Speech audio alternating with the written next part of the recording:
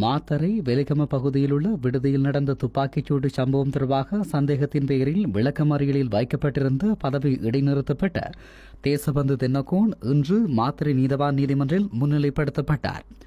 இதனையடுத்து விடயங்களை ஆராய்ந்த நீதவான் சந்தேக நபரான தேசபந்து தென்னகோனை 1 மில்லியன் பெறுமதியான 2 சரீர பிணைகளில் விடுவிக்க உத்தரவிட்டுள்ளார்.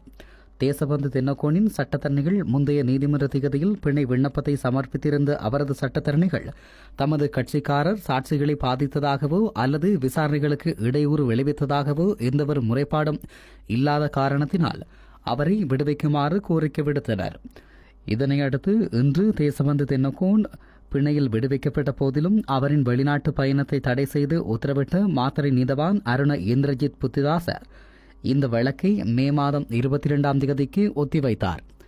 திறந்த பிடியாணை பெற்றிருந்த முன்னாள் காவல்துறை அதிபர் தேசபந்து தென்னகோன் கடந்த மாதம் 19ஆம் தேதி சட்டத்தரணிகள் குழு மூலம் மாத்தறை நீதவான் நீதிமன்றத்தில் முன்னிலையானதை அடுத்து அவரை விளக்கமறியலில் வைக்குமாறு நீதவான் உத்தரவிட்டிருந்தார். தும்பர சிறைச்சாலையில் தடுத்து வைக்கப்பட்டுள்ள தேசபந்து தென்னகோன் இன்று பலத்த பாதுகாப்புடன் அழைத்து வரப்பட்டு மாத்தறை நீதவான் நீதிமன்றத்தில் முன்னிலைப்படுத்தப்பட்டிருந்தார் என்பதும் குறிப்பிடத்தக்கது.